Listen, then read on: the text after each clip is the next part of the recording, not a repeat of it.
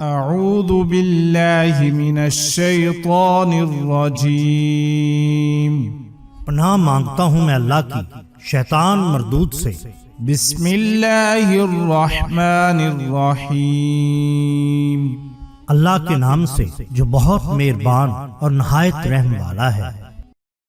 ناظرین، زندگی اور موت کا سفر دیکھنے میں تو کئی سالوں پر محیط نظر آتا ہے، مگر اپنی ہی زندگی پہ غور کیا جائے تو احساس ہوتا ہے جیسے ابھی کل ہی کی بات ہو۔ اپنا بچپن اور جوانی اس قدر تیزی سے بیتتے ہوئے محسوس ہوتے ہیں جیسے ہوا کا جھونکا ہو یا بجلی کی کوند کہ بس پلک جھپکی نہیں اور وقت کا گھوڑا پر لگائے اڑ گیا۔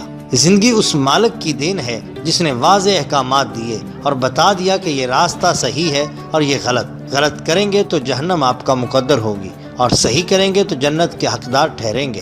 اللہ رب العزت خالق کائنات ہیں اور یہ ان کی قدرت ہے کہ بس کن کہتے ہیں اور کام ہو جاتا ہے۔ یہ بھی برحق ہے کہ اللہ کو اپنی مخلوق سے اس قدر پیار ہے کہ وہ ہمیں سب کچھ بتا دینے کے باوجود ہمیں سدھارنے کے لیے اپنی نشانیاں دکھاتے رہتے ہیں۔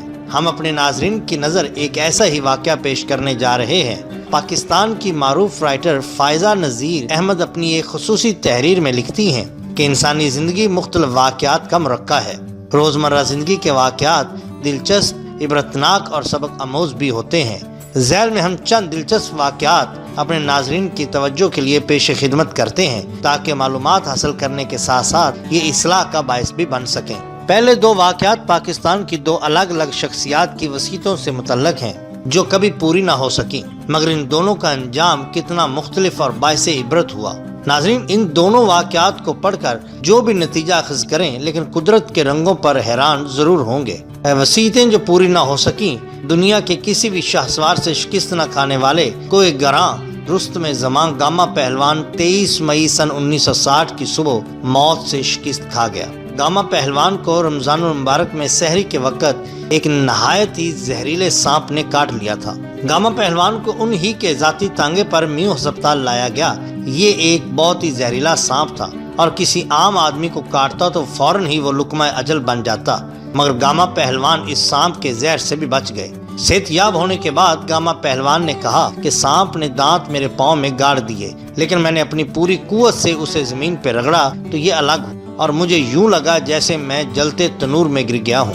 گاما پہلوان اس واقعہ کے 12 سال بعد طبعی موت کا شکار ہوئے۔ ان کی وصیت کے مطابق انہیں پیر مکی کے مزار احاطہ میں دفن کیا جانا تھا۔ پیر مکی کے صحن میں قبر کی کھدائی شروع ہوئی تو ایک مجاور خاتون نے ڈپٹی کمشنر کو دہائی دی کہ کچھ لوگ پیر مکی کے صحن میں زبردستی قبر بنانے جا رہے ہیں جنہیں ایسا کرنے سے روکا جائے۔ طویل بحث کے بعد گاما پہلوان کو جوگی خاندان کے ذاتی قبرستان میں دفن کر دیا گیا اور یوں ان کی آخری خواہش جسے پورا کرنا دشمن بھی اپنا فرض سمجھتا ہے کبھی پوری نہ ہو سکی۔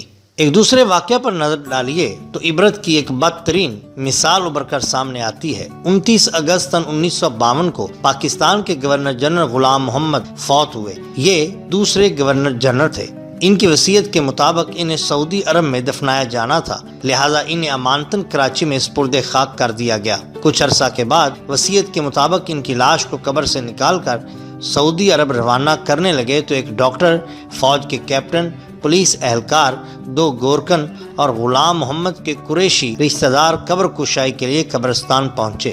گورکن نے جیسے قبر کھودی اور تختے ہٹائے تو تابوت کے گرد ایک سانپ چکر لگاتا دکھائی دیا۔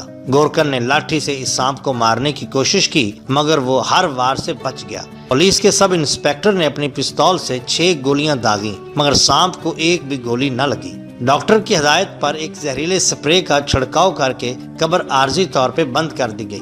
2 گھنٹے بعد جب دوبارہ قبر کھودی گئی تو سانپ اسی تیزی سے قبر میں چکر لگا رہا تھا۔ چنانچہ باہمی صلاح مشورے کے بعد قبر کو بند کر دیا گیا اور اگلے دن ایک مشہور اخبار میں چھوٹی سی خبر شائع ہوئی جو کچھ اس طرح سے تھی کہ سابق گورنر جنرل غلام محمد کی لاش سعودی عرب نہیں لے جائی جا سکی اور اب وہ کراچی میں ہی ہمیشہ کے لیے دفن رہیں گے۔